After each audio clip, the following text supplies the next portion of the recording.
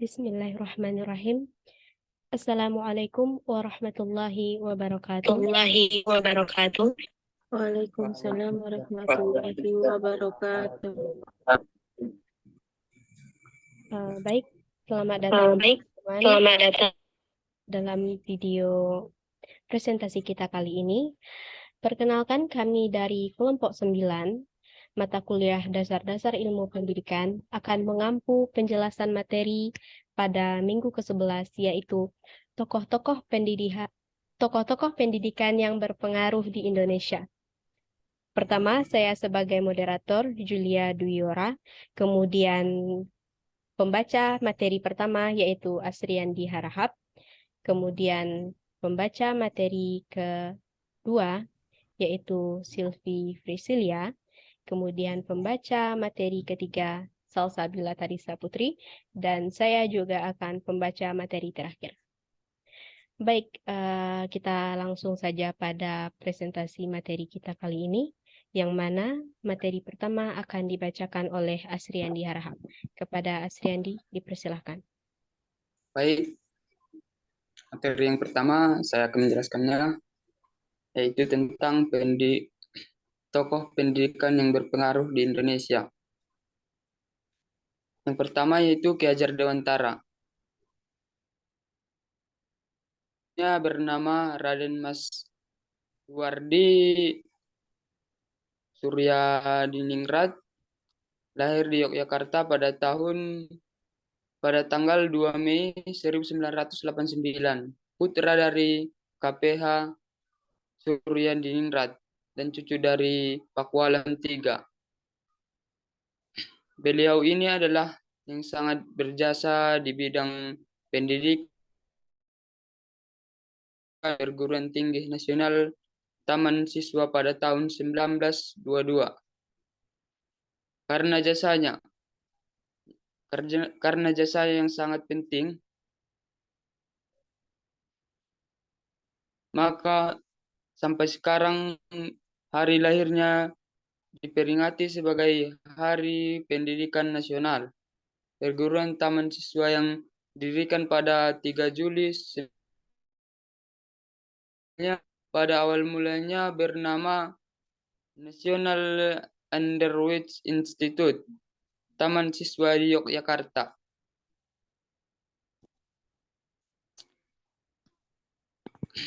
Pertama-tama dibuat hanya taman anak-anak yang khusus guru, namun setelah itu berkembang menjadi perguruan tinggi bagian pendidikan pada perguruan tinggi Taman Siswa, Taman Indria setingkat TK, yang kedua Taman Anak-anak setingkat kelas 1 sampai kelas 3, Taman Muda setingkat kelas 4 sampai kelas 6 SD. Taman Dewasa setara SMP, Taman Media setara SMA, dan Taman Guru B1 pendidikan calon guru, dan Taman Guru B2, dan Taman Guru B3.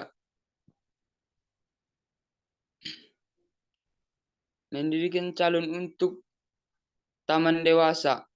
Taman Guru B3 ini terdiri dari bagian A untuk jurusan ilmu pasti, contohnya seperti ilmu matematika, dan bagian B untuk jurusan budaya.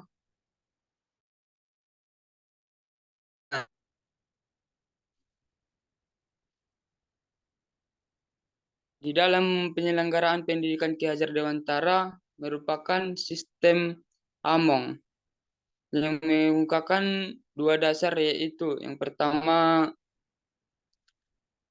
kemerdekaan sebagai syarat untuk menghidupkan dan menggerakkan kekuatan lahir dan batin, dan yang kedua kodrat alam sebagai syarat untuk menghidupkan dan mencapai persetujuan dan cepat yang baik sebaik-baiknya. Penyelenggaraan Taman Siswa berdasarkan asas pendidikan yang dikemukakan oleh Ki Hajar Dewantara, yaitu yang pertama asas kemerdekaan, yang kedua asas kodrat alam, yang ketiga asas kebudayaan, kebangsaan, dan yang terakhir asas kemanusiaan. Baik, itu saja yang dapat saya jelaskan.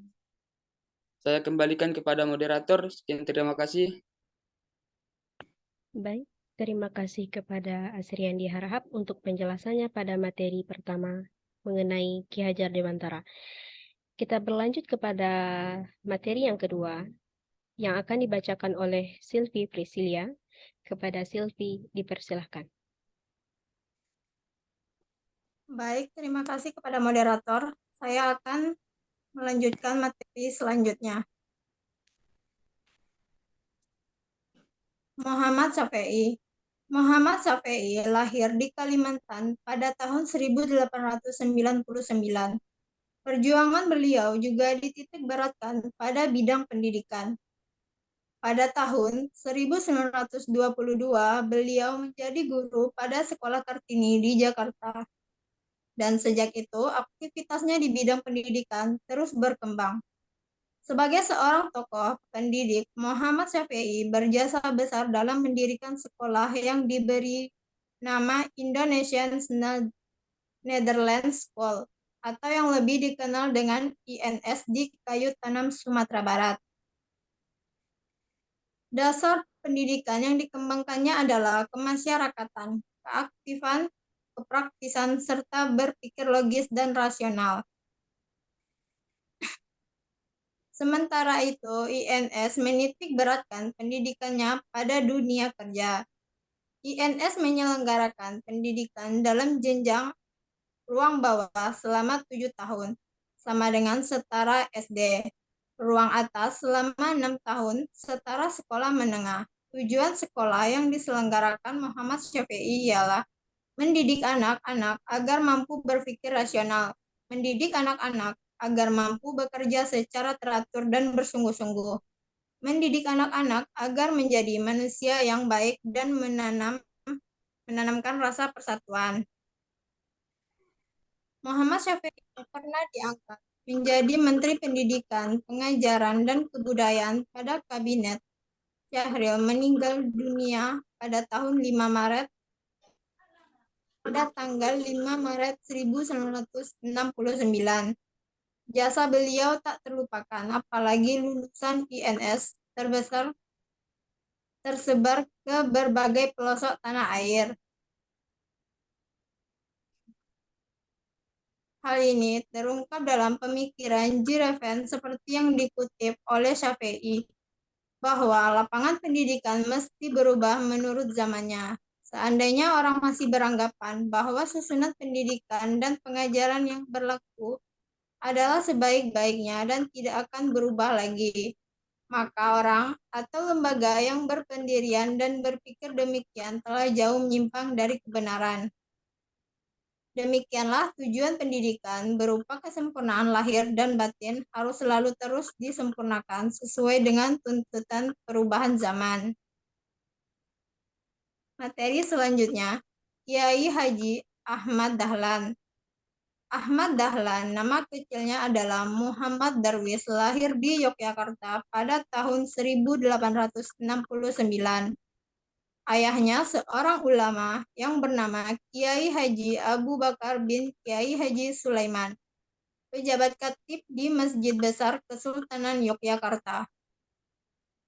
Ahmad Dahlan adalah seorang yang memiliki pengetahuan yang luas. Meskipun usianya baru 20 tahun, ia mulai merintis jalan pemburuan di kalangan umat Islam, misalnya membetulkan arah kiblat salat pada masjid yang dipandang tidak tepat arahnya, yang sesuai dengan perhitungan menurut ilmu falakiyah yang dikuasainya. Usaha ini sempat menimbulkan insiden yang membuat diri dan istrinya hampir saja meninggalkan Kauman Yogyakarta selamanya.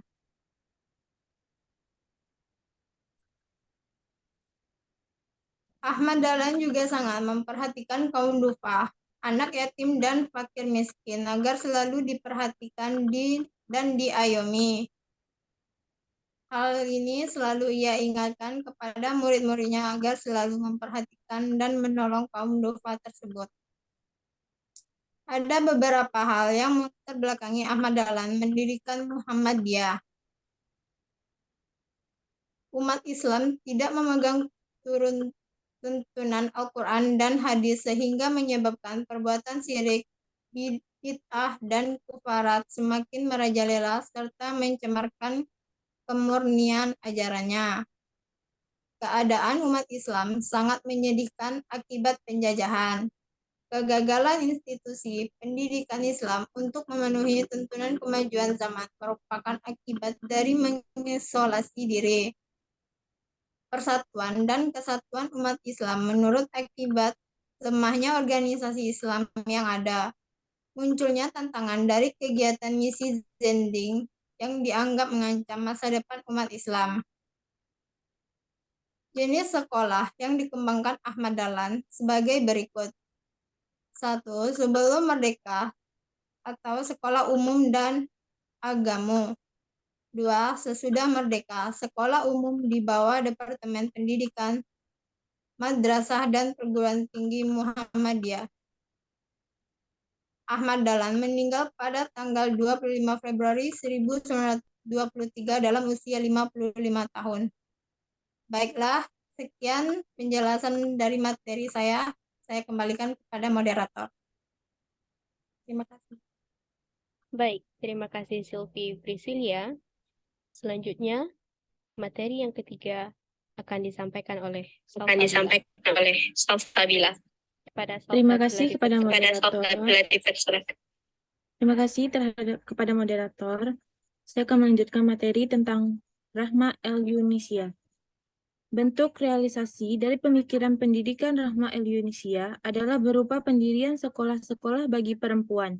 Hal ini merupakan tanggapan dari situasi pada masa itu dan sejalan pula dengan teorinya Arnold General Tony B, yaitu challenge dan respons. Sedangkan tujuan pendidikannya untuk mencerdaskan kaum perempuan agar pendidikan pada masa itu tidak berpusat pada laki-laki. Dengan demikian, hal ini sejalan dengan teori feminisme, yaitu teori post-strukturalisasi, Rales, dan postmodernisme. Beberapa hambatan pada kaum perempuan Indonesia, pendidikan yang belum berpihak pada kaum perempuan dapat pula ditemui dalam bidang lain. Misalnya dalam bidang kesehatan dan pekerjaan. Perusahaan masih banyak yang belum memberi lapangan kerja pada perempuan. Angka perempuan menganggur lebih tinggi dari ditemui di mana-mana dibanding laki-laki.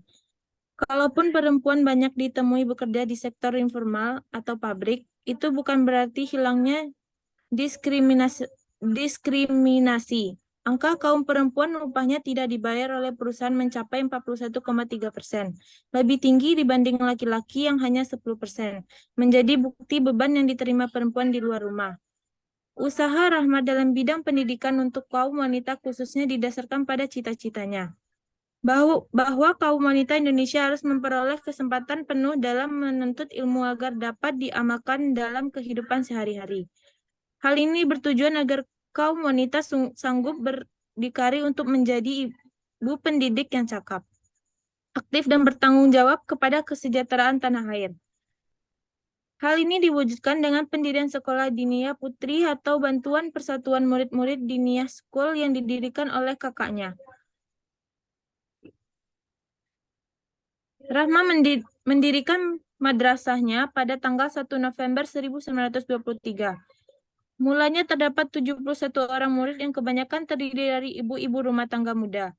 Pelajaran diberikan setiap hari selama 3 jam di sebuah masjid di Pasar Usang.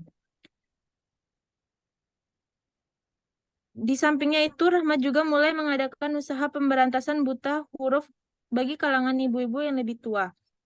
Selain itu, Rahma memiliki prinsip dan sikap yang teguh. Ketika Belanda menawarkan bantuan kepada madrasah Diniyah Putri dengan syarat harus berada di bawah kekuasaannya, ia menolak dengan tegas, dengan alasan tak ingin sistem pendidikannya dibelokkan oleh Belanda. Selain itu, hal yang menonjol dari Rahma adalah sikap tanggung jawab. Ia bukan saja memikirkan kemajuan pendidikan murid-muridnya, namun juga keselamatan mereka. Pada saat koloni Jepang masuk ke Indonesia, Rahma mengusingkan seluruh muridnya dan menanggung semua keperluan dari murid-muridnya. Perhatian Rahma El-Yunisia untuk kaumnya memang tidak pernah padam. Ia bercerita cita-cita untuk mendirikan perguruan tinggi Islam khusus untuk kaum wanita lengkap dengan sarana dan prasarananya. Cita-citanya ini sebagian telah tercapai. Hal ini terlihat ketika ia wafat. Dinia Putri telah memiliki perguruan tinggi dengan satu fakultas, yaitu Fakultas Dirasah Islamiyah. Ia juga bercita-cita mendirikan rumah sakit khusus wanita. Di bawah kepemimpinan Rahma, Dinia Putri berkembang pesat. Keberhasilan lembaga ini dapat perhatian dan puji dari berbagai tokoh pendidikan pemimpin nasional, politikus, dan tokoh agama, baik dari dalam maupun luar negeri. Hal itu terbukti pada tahun 1957, Rahma memperoleh gelar Syekhiah dan Senat Guru Besar Universitas Al-Azhar Mesir, dan gelar ini belum pernah dianugerahkan kepada siapapun selamanya. Sampai di sini materi yang bisa saya sampaikan, saya kembalikan kepada moderator. Terima kasih.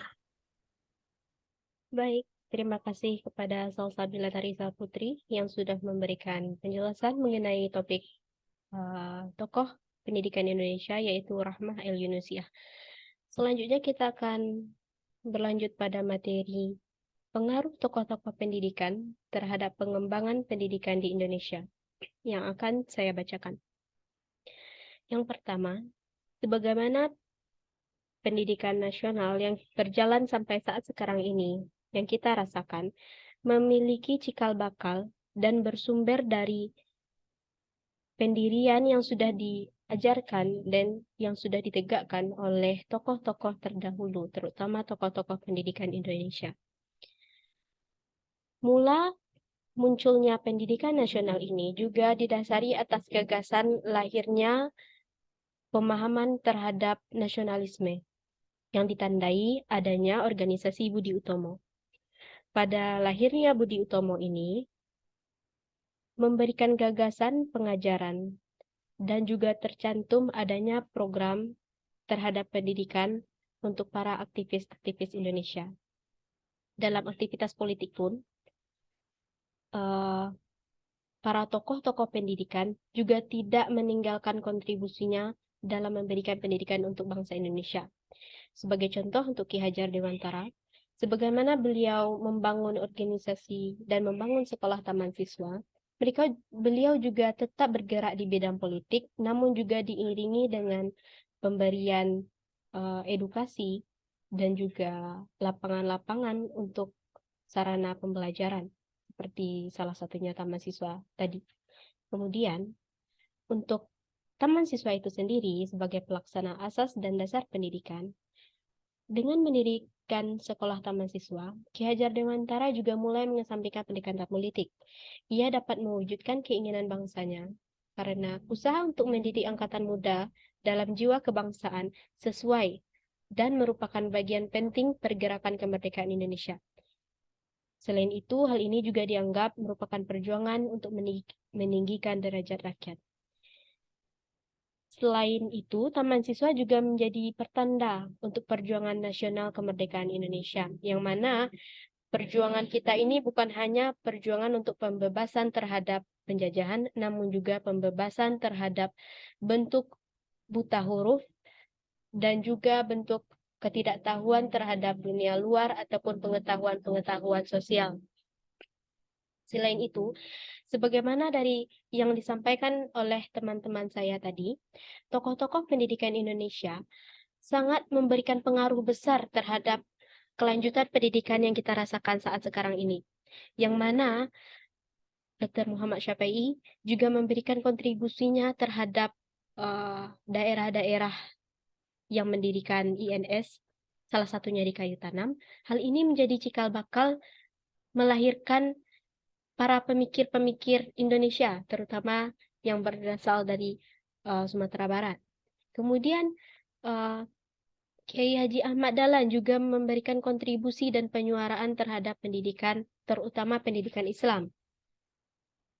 Kemudian juga berlanjut kepada tokoh-tokoh perempuan. Tokoh perempuan bukan hanya sekedar satu yang disampaikan oleh teman saya tadi, hanya saja juga terdapat lebih banyak tokoh-tokoh pendidikan dari kalangan perempuan yang mana mereka juga menyuarakan hak-hak perempuan. Kita memperoleh hak yang sama untuk bisa memperoleh pendidikan selayaknya laki-laki. Pada zaman dahulu bisa disebut perempuan ini pada zaman penjajahan ya, perempuan ini diberikan pembeda antara perempuan dan laki-laki, yang mana laki-laki bisa disebut lebih ditinggikan, kemudian untuk perempuan kurang memperoleh perhatian. Dengan kesadaran nasionalisme dan juga pengetahuan, para pemikir-pemikir terdahulu memberikan kontribusinya terhadap dunia pendidikan hingga melahirkan generasi-generasi dan juga program-program pendidikan hingga sampai sekarang ini.